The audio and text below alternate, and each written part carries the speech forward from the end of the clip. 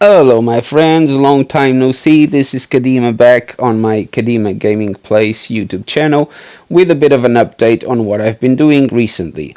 I haven't uploaded any videos since about Christmas time, and there's a bit of a reason for that. I haven't played anything worth making videos about since pretty much Christmas.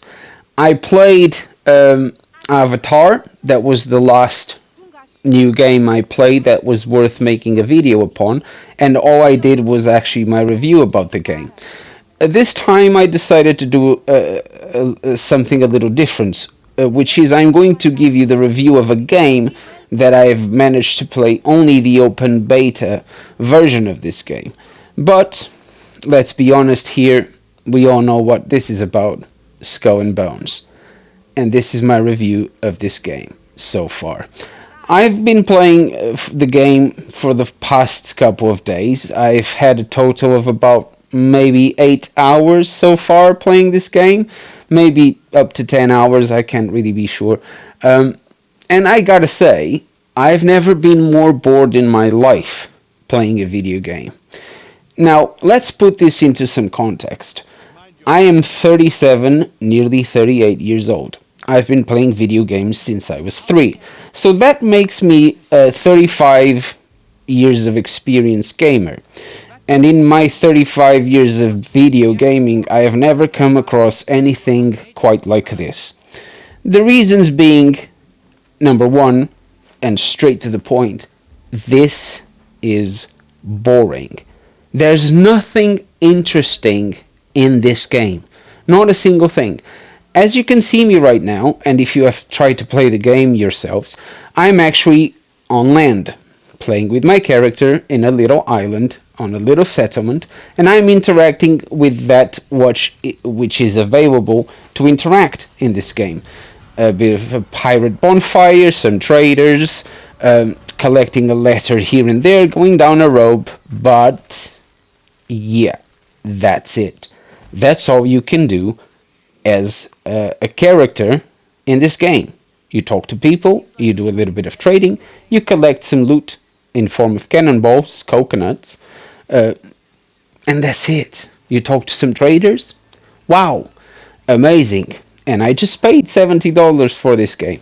I mean, I haven't paid that money, but if you are considering buying this game, this is what you will be doing. You are going to pay $70 for a game that is going to bore you in the first 5 hours. After doing this for 5 hours, if you are able to continue to play this game and do the exact same thing over and over and over again, congratulations, you are very patient and very persistent, but I can't do that.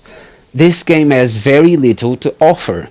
And if you played Assassin's Creed Black Flag and you love that game as much as I do, you gotta put some context into this. This game came out, the idea for this game came out of Assassin's Creed Black Flag. So, both games by Ubisoft, and I gotta say, why couldn't Ubisoft take the piratey side of things from Assassin's Creed Black Flag and improve upon it, grow upon it? They didn't have to create anything from scratch, the idea was already there. But listen, they did a very piss poor job about this. I am about to board this ship, as you can see in the footage that I've recorded for this video. In Assassin's Creed Black Flag, you would shoot down a ship and then you would prepare to board. And once you boarded, there would be an interaction when you would use your character to actually take over the ship. But as you can see, right now, in Skull and Bones, this doesn't happen. Your boarding, so to speak, of the ships is just that, what you just saw. You don't get to use a gun, you don't get to use a sword. As a pirate, I mean, yes, it's great that you got the ship, but that's pretty much it. There's no interaction as a human character. It's basically your character is the ship. Your human character is pretty much useless. there's no reason for this game to even have a human character, because the interactions that you get out of such character are pretty much minimum and boring and pointless and a waste of time. So I don't really understand why there is a character in the first place when there is so a little to do when being the human character.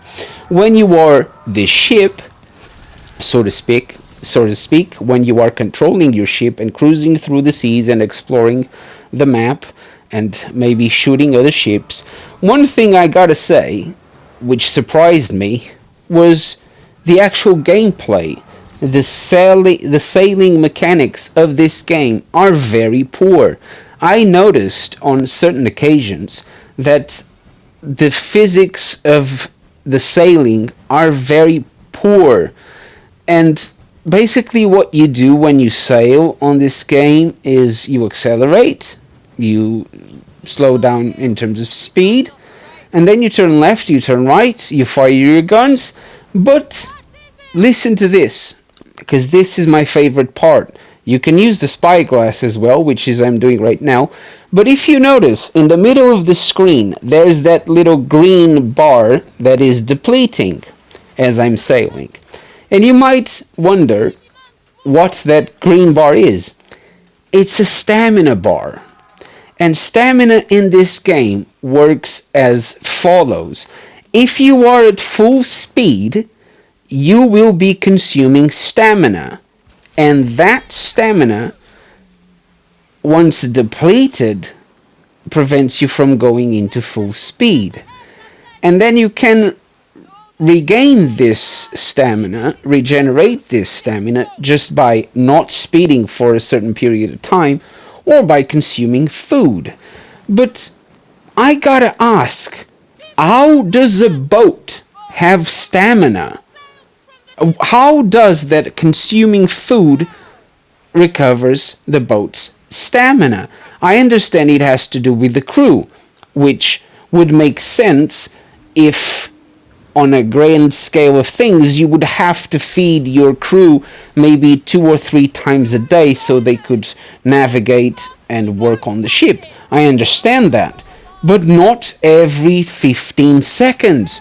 No crew in the world on any ship would require food every 15 seconds to operate the ship. How does that make sense? By the way, most of the heavy lifting when it comes to sailing on a boat with sails comes from the wind. So what is it that I'm recharging here exactly? The wind? Is that it? I don't understand the stamina bar. It makes no sense. But wow, it just amazes me. So on top of having very poor sailing mechanics, another thing that I just mentioned was the no boarding mechanics. I mean, the very little animation you get doesn't really make it. It just makes the game boring. This does not make the game interesting in the slightest. If anything, it takes out of Assassin's Creed Black Flag something that made the boarding of ships interesting. And I don't know why they left that out. Another thing you might notice, you might not see it here because I don't think I recorded it for this video, is that if you blow up ships sometimes, the loot and the cargo magically gets transported to you. You don't get to see your pirates collecting it from the water. They just don't have to. You just have to pick it up by pressing triangle, which in Assassin's Creed Black Flag, let's be honest, the game was not all about the pirating.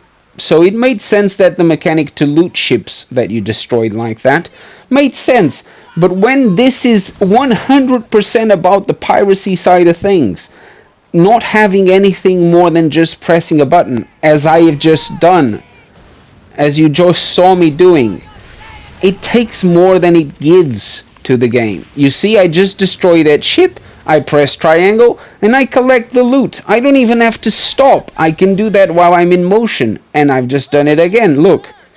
Great. It's just boring. Why would you do a game like this? And if you do that to trees, if you blow up a tree, it's the same. You actually get to use tools to harvest trees from your ship.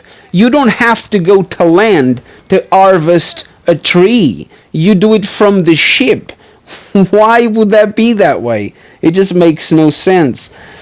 I also mentioned the boat having stamina for sprinting, which makes no sense. And again, as you move on land with your captain, your player character, you don't really do anything besides dressing him up, which makes walking around basically pointless. Also, another thing I want to mention is that the audio balancing seems to be all over the place. Sometimes it's very silent. For example, when you are on a ship and you command your crew to sing, the singing is very low volume compared to your second in command shouting orders very loudly compared to the crew singing. It makes no sense. NPCs are also super uncanny, their voices are desynced most of the time, and the dialogue is very primitive. And we are talking about the main story, the story of the game, which is very poor. I mean, I didn't like it at all. I normally like to pay attention to character interaction and story development in every single video game I play. I gotta admit, I kept skipping the dialogues in this game because they were just boring and the desync was doing my head in. I couldn't cope with it, so I just kept skipping. So this is just to point out a few of the things, but now let's talk about the essence of this game. This is a looter shooter, as you guys can tell. You will be shooting things so you can loot materials so you can then build another ship. And then you build another ship. And then you build a better ship. And that's it. And the more you loot, the better, the bigger and meaner enemies you can take on. And rinse and repeat. And ladies and gentlemen, $70, please. How? I do not understand. And if you go with the premium edition, I think it's about $100. Wow. Seriously? $100 to be bored to death? Honestly.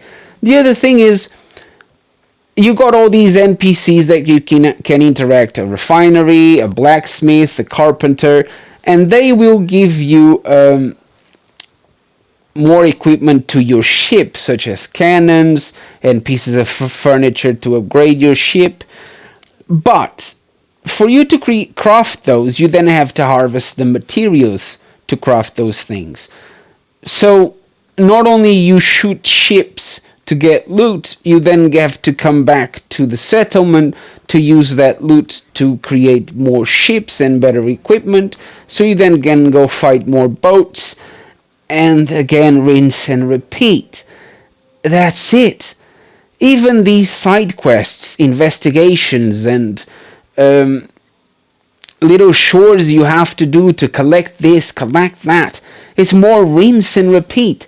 There's nothing about this game that makes it worth his $70. And apparently, I've read an article today by Yong Yan. I didn't read it. He's one of the YouTubers I follow when it comes to news and game reviews.